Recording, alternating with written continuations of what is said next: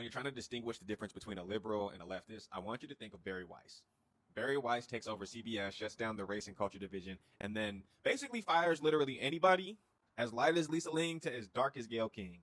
The story is interesting to me, though, because that's not the first time I've heard the name Bari Weiss. If we rewind back to the late 2010s, Bari Weiss was an opinion editor and writer for the New York Times.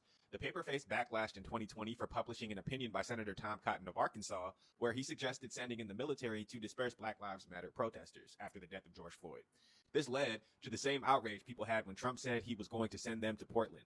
Bari Weiss, a self-proclaimed left-leaning centrist, was all for the idea. While people were claiming that publishing work like that put the lives of Black people at the paper and on the streets in danger, she felt as though that was too far left-leaning and that her opinions were in danger. So that prompted her to leave the New York Times. When we fast forward to today, and the opinion she left the Times over is face-to-face with citizens by way of ICE, the National Guard, and if they had their way, actual military branches, I do feel as though she makes a good case study.